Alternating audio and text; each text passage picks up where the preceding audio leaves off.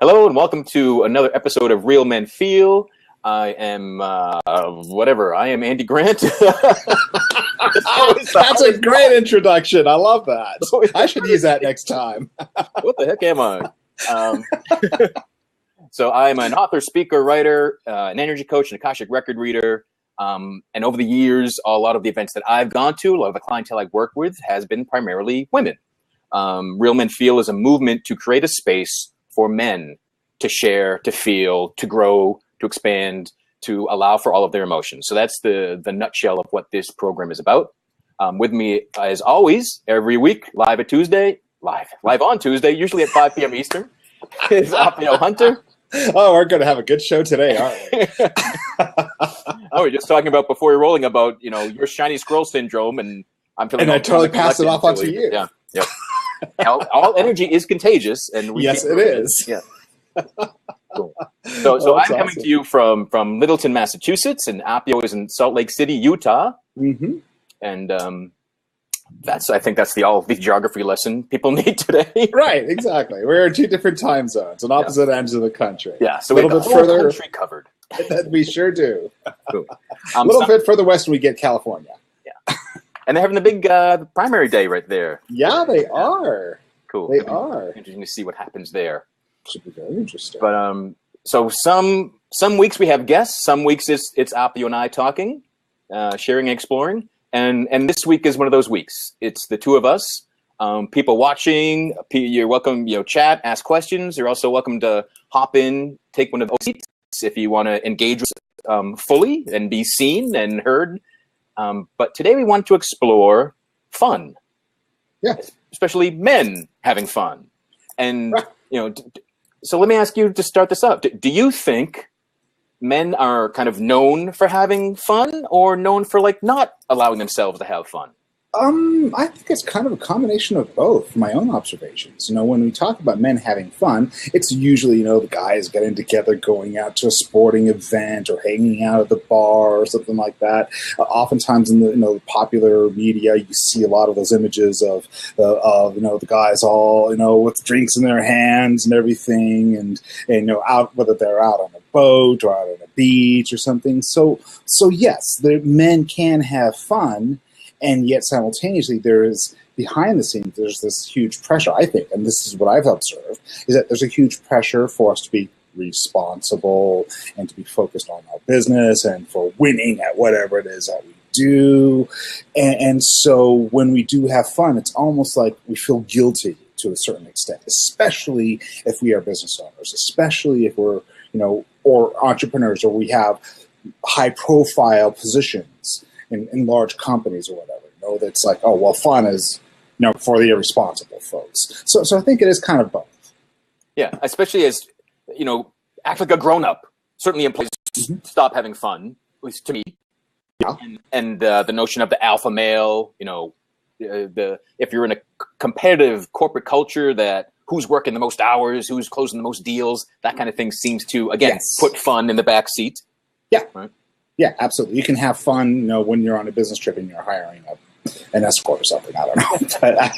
But that is true in a lot. I mean, I've been in those circles. I have been on those trips where, it's like the guys come together to talk business, but there's the escorts that are hovering around, that were hired for as distractions after the business deals were discussed or done or whatever. So, yeah, it really depends on where you are, but yeah. Yeah. So almost then in the business world are the kind of the accepted ways to have fun in a business environment, sex and drinks? Pretty much. Or a golf. That's a big one. Oh, golf. Oh, yeah, golf. I forgot golf. Sorry. I don't, dare I say it, I don't golf. Yeah. I don't golf either. Yeah. It's like, well, bad way not to have fun. Yeah, each year that goes by, I seem to be more in the minority of my friends that just don't care about golf. Yeah, exactly. And it's funny, I took golf lessons as a kid. I mean, I remember, squatting I'm supposed to position myself like I'm squatting to take a poop before I swing my club or whatever. But I remember my lessons. Well, maybe you have to go that far, actually, right, to relax, and then you can have your perfect swing.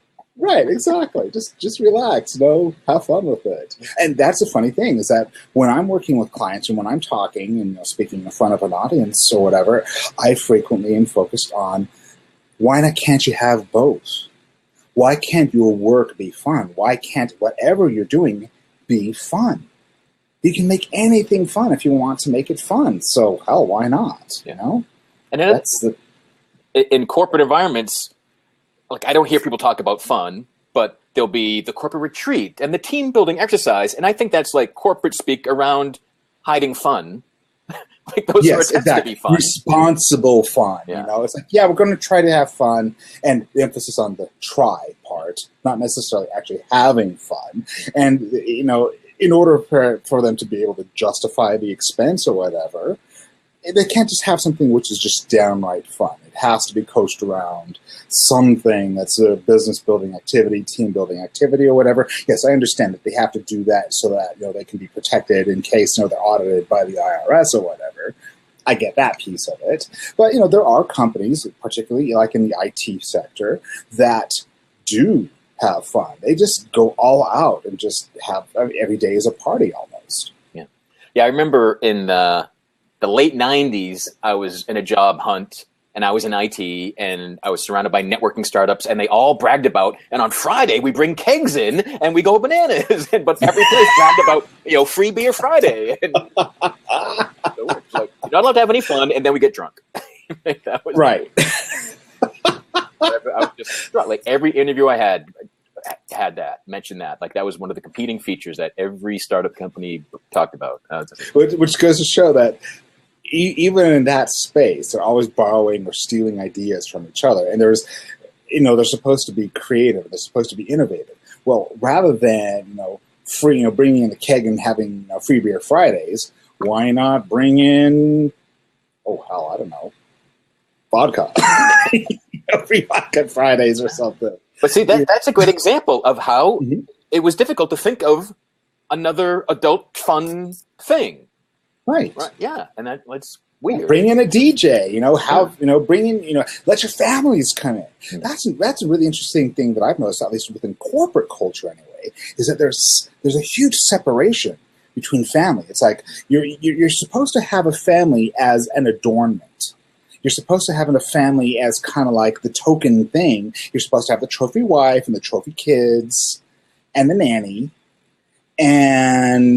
but that's it. But you're supposed to just have it as the appendage. But you're not supposed to actually enjoy your family. You're not actually supposed to devote time to your family. It's just one of those little things that you can have a picture up on your desk. And you can talk about it maybe at the water cooler or whatever. And yet, if you really want to mix things up, how about letting your wife and kids or your partner or kids or your spouse? Let's put it. Let's bring ourselves more to current times. Have your spouse and kids come to the corporate beer bash or whatever. Yeah. That I think that would be a hell of a lot of fun. Yeah, I think like in old days, I don't know, whatever that means or when that was. There'd be more like 5 years ago things or like field days and like fake track and fields and potato sack races that would get the family and work together. And right. Yes. Yeah. Like, there used to be that. Yeah. Like does that? Yeah. I've not seen people talk about that anymore. But that was like no. I came from UPS. My last corporate job was at UPS, and even though culturally they're very much rooted in what I call the 18th century, they still did a lot of those corporate type activities where they had at least one time during the year when they would have like a Lagoon Day. Like for instance, the big amusement park out here is kind of like Magic Mountain type thing, and so they would have a corporate day when everybody could bring their families and get discount tickets and everything else, but it's kind of just you have a pavilion, but there's nothing really formally organized. And so it was almost like a nod to those family the big picnic days when the families actually did come, when they actually did have fun. But it was just once a year, and it's just very loosely, not really a big thing. Yeah, and but you mentioned amusement parks because that's kind of what we realized we had a love of amusement parks and roller coasters in common, and that's kind of what prompted this being the subject today. Because Yeah, just like 2 months ago, I took a trip to Universal Orlando and hitting all their rides and doing the Harry Potter stuff. And yeah, and I don't have kids. I didn't need the excuse to entertain my children to go have fun. Right, exactly. And I think that's really an important thing that, men oftentimes think that they have to have somebody to have fun with. And I like to focus on just having fun for just fun's sake. Go out and have fun just because you want to have fun, however it is that you define it. And, don't worry about, your girlfriend or your boyfriend or whatever, is going with you. Just do it because you want to do it. And don't worry about what others think. I stopped worrying about what other people think a long time ago. And you know what? I'm a lot happier for it. Yeah, one of the easiest, especially for men and women that feel stressed and depressed and kind of miserable and closed off in their job, or they're just working to the bone. Just remember, what did you used to enjoy? Whatever it was, do it again. Yeah, whatever. Again, play and fun shouldn't stop. It's not just it's not just for children, right? Right. Yeah, and like you, I just have this passion for amusement parks. And I was fortunate enough, about a month and a half ago, my grandkids were visiting their cousins down in California. And so I made the 12-hour trip to go down and see them because I hadn't seen them for almost a year. So 12 hours, really. Close enough to drive, right? And while we were down there, we took the grandkids to Magic Mountain, Six Flags Magic Mountain down in Southern California. I was just biting my tongue a lot during the whole time because there's so many roller coasters I wanted to go on. But my grandson, who's only 4, and he's the oldest of them, he was petrified of them, and this was a day for him. I still ended up having fun because I got to see him having a blast on all the little kiddie rides. We spent most of our time at the kiddie ride. We went on one semi-adult ride. We went on the log ride there, and my poor grandson, he was petrified of the big steep drops, and he very clearly stated at the end, he's like, "This isn't fun anymore." He made that very, very clear. But we were at the very least able to sneak away for a little bit while he was distracted and get on one of the large roller coasters, one of the big adult roller coasters, and just have a blast on that. But ultimately, I still ended up having fun because I was seeing my grandkids having the time of their lives. Yeah. So yeah, you can still have fun, even vicariously through family. Sure. Yeah, I mean, if you're surrounded by people having fun, you will have fun too. As we said, all energy is contagious, right? It is totally contagious. Yeah. And yeah. So I was really fortunate enough to grow up blocks from an amusement park. It was this place called Whalen Park. It was when it finally closed down in the late 90s, it was 120 years old. Wow. But it had a classic wooden roller coaster called the Comet. And from age 5, I was just on that thing all the time. I ended up working. Yeah. It was one of my first jobs, but so I just grew up loving coasters. And as I went through periods of depression and battling suicidal thoughts, I still had this love of roller coasters because when people talk about being in the moment, I don't find anything puts you more in the moment than a thrill ride. Going down that, I could not worry about, I'm so depressed going down that first hill. Or, I'm not paying the bills on time. You're just impossible. Right? And now that you say it, I did something very, very similar. One of the worst times of depression that I ever had was when shortly after I moved to Tampa, and I was living by myself. I had nobody. I didn't have family or anything. I had a few friends. I had one cousin who lived in Orlando, and that was it. That was the only family that I had anywhere. Fortunately enough, Tampa has Busch Gardens, and it's only an hour and a half drive from Orlando. And Orlando being amusement park capital of the world, pretty much, I was able to distract myself significantly by because I bought myself an annual pass to go to Walt Disney World. They have a Florida resident discount. Not a huge discount, but still, hey, I'll take advantage of it. And so there were times I went there by myself. I didn't invite anybody. I just went there just for myself, just to distract and it was a great distraction. And you are so spot on. When you are on those rides and you're just going down those hills and you can't think of anything else except for that particular moment when it is just you, the wind, well, I guess we don't have to worry about our hair getting messed up, do we? Another plus. Exactly. Actually, I started doing this when I lived in Florida because with the humidity, and I do have actually curly hair, humidity and everything else. I'm like, wash and wear. This is the way to do it. I don't even have to, just every 3 weeks, take out the buzzers. Done. Cool. Yeah, we had so much fun. It was just my wife and I doing Orlando, last month. That now next month we've got a whole East Coast tour planned. We're hitting 5 amusement parks in 10 days. So we hit three Six Flags, King's Dominion, and Busch Gardens in Virginia. Dang! We limp back home with multiple concussions, probably. Yeah, right. At the very least, bruises. Yeah, but I mean, I have always, I've been in multiple mental hospitals in my teens and 20s, and someday I shall buy a mental hospital and take everyone and put them on like some of the top 10 roller coasters, and that would be my test. Are you depressed during this ride? Then you're probably fine. Yeah. Change your state. It just.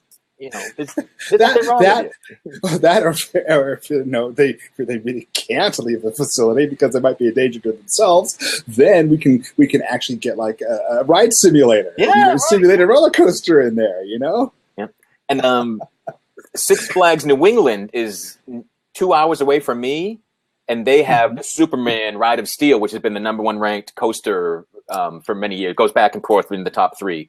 But they've just converted it this year into a virtual reality ride. So you're somehow on like a top roller coaster in the world wearing virtual reality goggles, and it supposedly puts you in the comic book world laid on top of the physical world. Wow. Yeah, it opens this week. Wow. So that should be interesting. I mean, I know that at Islands of Adventure down in Orlando, one of my favorite rides was a Spider-Man ride because it felt almost like a roller coaster to a certain extent, and you had all of that visual stimuli, while at the same time being tossed around all over the place.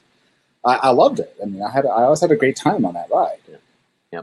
And another thing that just popped in my head is the number of times that I've coached men, reading their energy, seeing where they're stuck, and when it would involve like not feeling connected to their kids.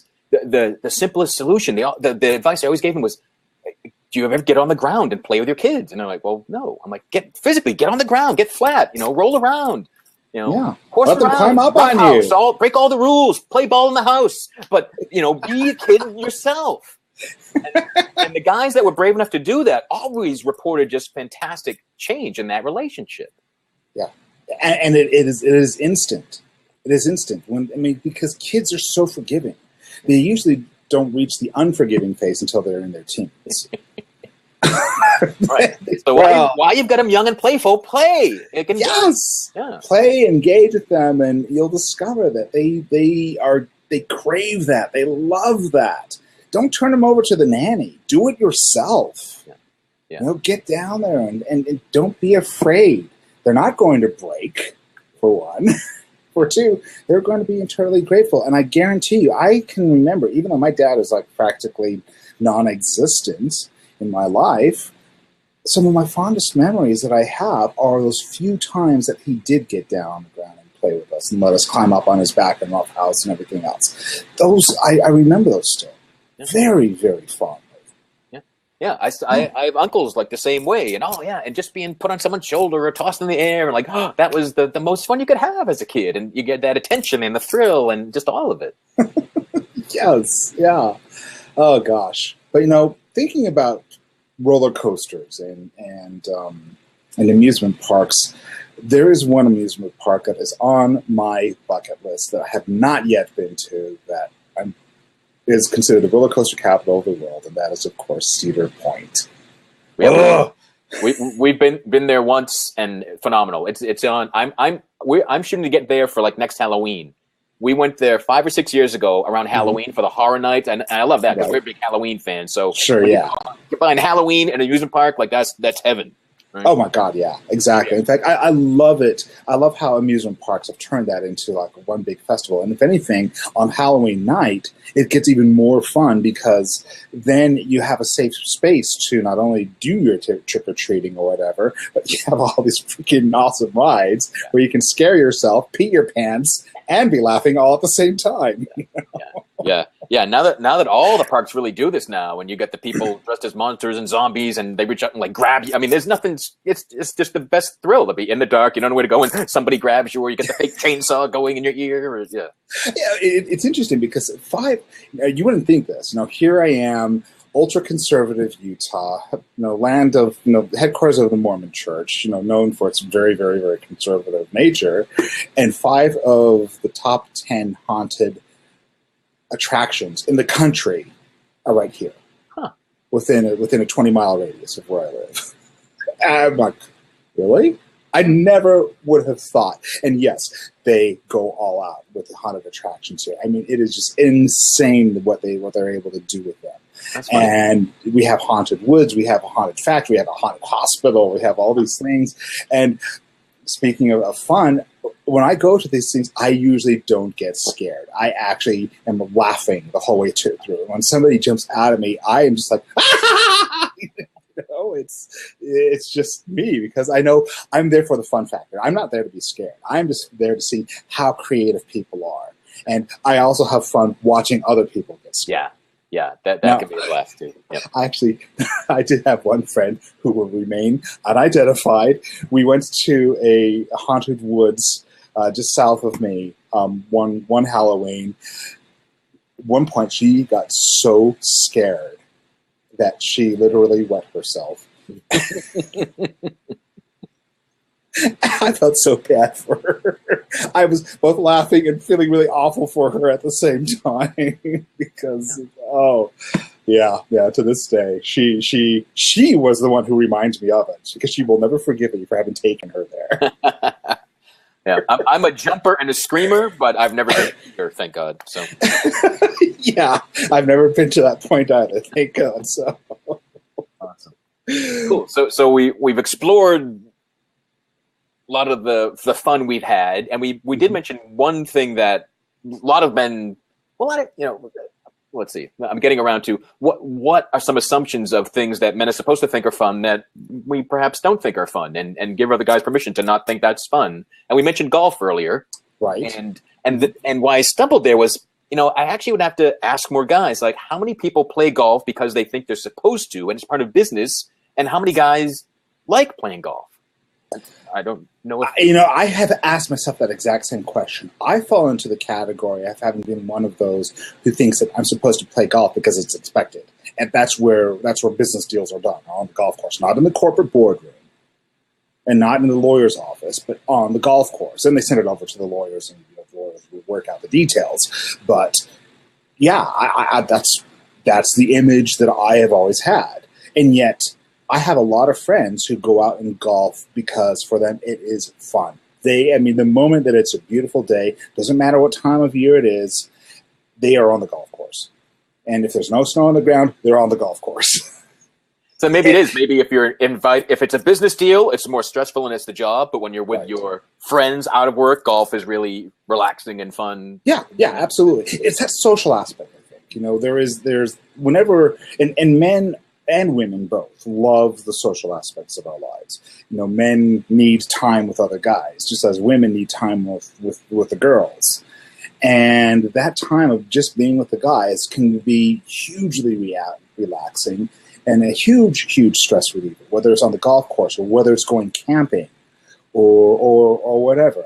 It is important, I think. And as long as the focus is on just relaxing, having fun, without all the other, ridiculous expectations that we tend to place on ourselves and others as well.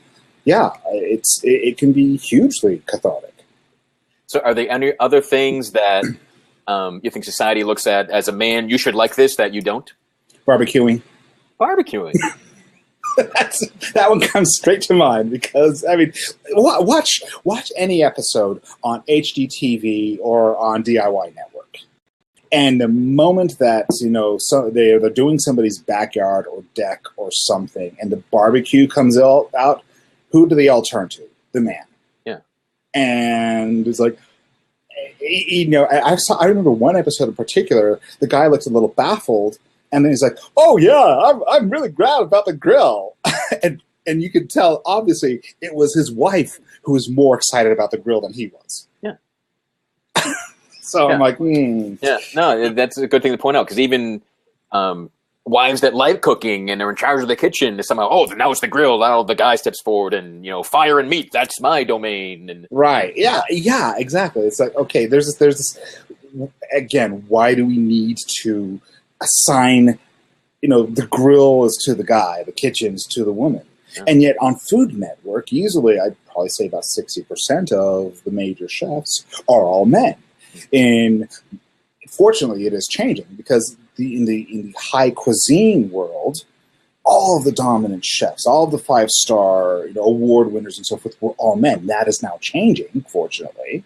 And I would love to see that in the grilling world as well. I mean, and I remember seeing an email circulating, it was a while ago, maybe about 10, 15 years ago, somebody poking fun at this idea that, the woman takes a break from the kitchen because the guy went out there and grilled. And then it goes to the whole list of how the woman is the one who prepares all of the meat, who cuts up all of the vegetables and everything else, does all the cleanup and preparation and everything else. The guy goes out there, tosses it on the grill, and as he's talking to his buddy and drinking beer, she's the one who's making sure that it actually gets turned over and everything else.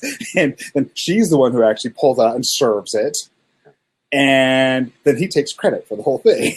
And she's the one who also does all the cleanup afterward. Yeah, but the guy is the grill master. And she somehow was able to take a break. And yes, I personally do love barbecuing. That is something that is one of those cultural expectations, if you will, or cultural assignments to a gender role that I really do enjoy. I have fun going out there and grilling. And, I don't do it that frequently, but yeah, it is a blast. Okay, because I thought originally you said that you didn't like that, and you thought. Well, yes, I don't like the. Yeah, let me correct myself here. I don't like the assumption that it is the man's purview. Gotcha. But I like the actual activity itself. So yeah, thank you for catching that, and thank you for clarifying that, because I wasn't clear at the very beginning. And again, it's those assumptions that we make, that this is what a man is supposed to enjoy. Mm-hmm. Cool. Yeah. Awesome. And so what else? Certainly sports and TV and drinking your beers and going bowling, and there's that sort of traditional man fun, adult male fun. Yep. Oh yeah, and sports. It's like the sports matches.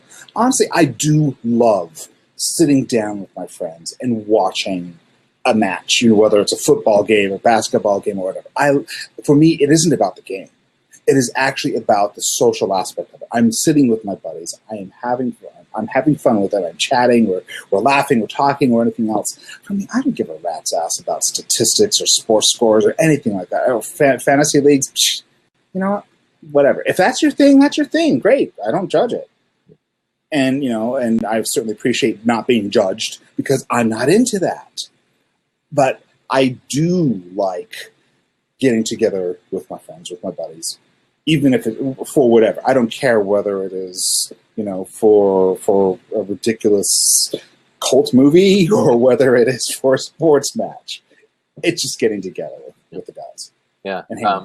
When I was 20 years old, I was in an alcohol rehab, and it was during the NFL playoffs. And it was the first time I ever watched games I didn't care about. I'm from New England. The Patriots weren't in it, and it was the most fun I've ever had watching sports, with like 35 to 40 sober guys gathered around in one TV going bananas. Like, this is a blast. But it's And it was just, they might have been like sober for the first time in their lives watching a game. Like, I don't know, but it was like a magic in that room, and it was so freaking fun. It's so funny that you should mention that, because I remember one time something very similar. Of course, growing up in Salt Lake City, everybody here is, well, used to be Mormon, not so much anymore. But, when I was going to school, about 98% of the guys in my fraternity were Mormon. And so they didn't drink. And when we would get together for a Super Bowl party, whatever else, yes, there was, it was a riot. We were just having outrageous amounts of fun during watching the game. There wasn't any alcohol flowing or anything. And I remember some other guys who were over in the kitchen drinking and so they came over. They saw us we were having a food fight almost. In the process of razzing each other over which team was winning or losing or whatever. And they're like, dude, you're having a lot more fun. Here was totally smashed, and here we were totally sober. And we were crazier than the drunk guys. Yeah. Yeah. One of the benefits of alcohol is it's lowering the inhibitions. Right, mm-hmm. And just really relaxing. But when you can just relax without that, then you end up in that free flowing. That's my problem, is that I'm uninhibited anyway, so I don't need alcohol. Cool. So, is there any? Does that go for? And I think more adult men watch sports than partake in them. Mm-hmm. I'm sure it seems. Mm-hmm. But, and of course, they always are having to make commentaries about the call, the refs, they could do better. Yeah. Quarterback, couch coaching, as I call it. Yeah, that's what it is. It's not, or just complaining. People watch sports to have something new to complain about in real time, as opposed to being a coach. But. Right, exactly. We're going to find something to complain about, so might as well just complain about how the team is playing or the call that the ref made or whatever. Yeah. That's a harmless form of complaining. Cool. Let's see. So, is there anything beyond that you think men are expected to find fun as adults? Yeah. So we've hit sex, alcohol, sports, barbecuing. All right, so food, fishing. Okay. Yeah, fishing. We got Video game. Thank you, Ava. Thank you. I see. Neither of us are into gaming, so.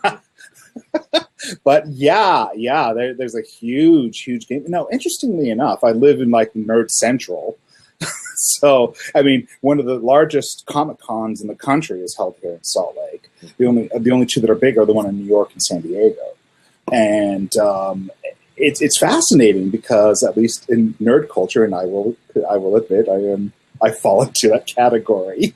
Even though I'm not a gamer, I just love anything sci-fi, fantasy, and all that stuff. But what's interesting is that when you go to these Comic Cons, there are as many women there as there are men. But what's fascinating about gaming and gaming culture in particular is that it is highly misogynistic. And when there is a push or when there is a call for less idealism I'm trying to find the right word, but basically sexualization of women in video games and so forth, there's this huge backlash from certain elements within the gaming community. I wouldn't say the entire gaming community, but certainly the more technically savvy, and certainly the hackers that are also gamers who pretty much have no social life whatsoever do get extremely upset and lash out in ways that can be scary, to be honest. And that's one of those things where I think that you have this image that guys are supposed to enjoy gaming, which we, the two of us, readily admit we totally blow that stereotype. And yet, at the same time, it doesn't become fun anymore when it becomes serious. When literally you become so passionate about something that you will work yourself into a rage. Yeah. And then so there is that unhealthy side of obsession with something. Yeah. So there's a dark side to fun. Yeah, it can really be even as far as like sporting events. Like people now watch and critique, and the whole culture around gaming as people just there are channels where you watch someone else do some gaming. So it's pretty wild. Yeah, and, can you hear me typing just now? Did you hear me? Okay, sorry. Yeah, I don't know why. It's like recently, it's like my typing has suddenly been like really loud. Have your fingers gotten heavier recently? No, that's the crazy thing. But Ava, I'd like to respond to your comment, and thank you so much for what you mentioned about being judgmental. I'm trying really not to be so much judgmental as making observations about what has been reported, what I have personally witnessed. I mean, I really, I do have my opinions, absolutely.